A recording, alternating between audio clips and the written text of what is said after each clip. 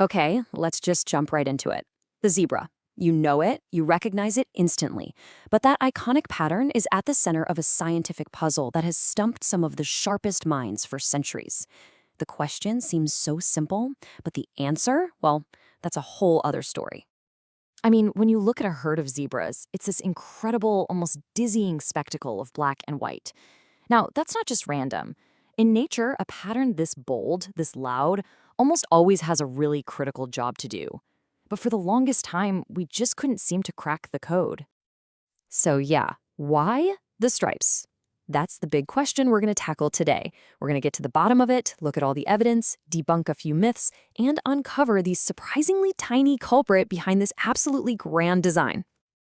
All right, first things first, we have to round up the usual suspects. You know, the popular theories that have been floating around for years. We're going to put each one under the microscope and see if they actually hold up. The first, and let's be honest, the most obvious guess is camouflage. It makes sense, right? Other striped animals, like tigers, use their patterns to blend in and hide. So the thinking goes, a zebra's stripes could help it just disappear into the tall savanna grass. But here's the thing. That theory completely falls apart the second you actually watch zebras. They don't act camouflaged. They're loud, they're constantly chasing each other, their tails are always flicking around. They make zero attempt to be sneaky. And that idea that they blend in with burnt grass, that might happen for, a few weeks every couple of years? That's just not enough to drive a permanent evolutionary trait like this. So yeah, we can cross camouflage right off the list. Okay, on to suspect number 2, the dazzle theory. The idea here is that when a whole herd of zebras gets running, that crazy mass of moving stripes makes it incredibly difficult for a predator, like a lion, to single out and pounce on just one of them.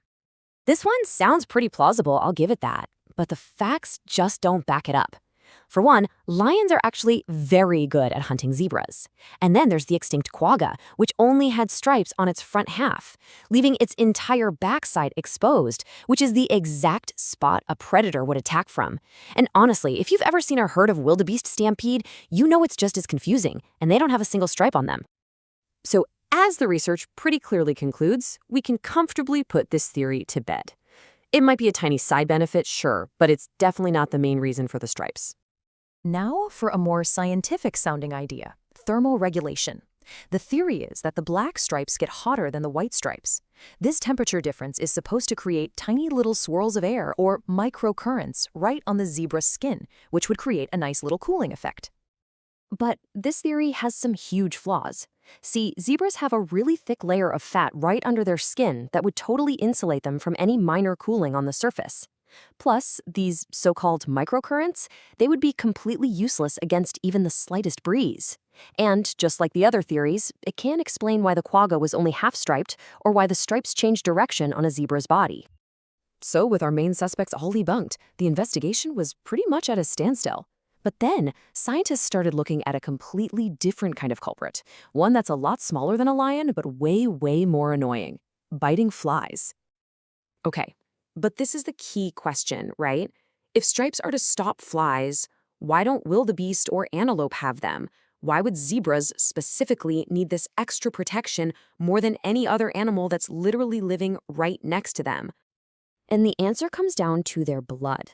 Zebras have significantly higher blood sugar than other grazers. So, to a blood-sucking insect, a zebra is basically a much sweeter, much more delicious meal. They just needed a better defense system.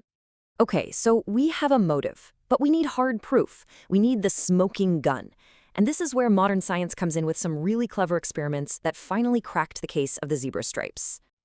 So, in 2022, researchers in Kenya set up this brilliant experiment. They put a zebra pelt at one end of this enclosure and an impala pelt at the other.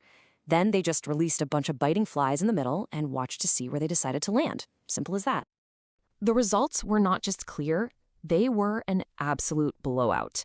A full 75% of the flies that landed on a pelt chose the non-striped one. Let me put that another way for you. 3 out of every 4 flies picked the plain old impala pelt. It turns out the stripes act as a powerful deterrent. They scramble the fly's vision as they come in for a landing and basically cause them to veer off.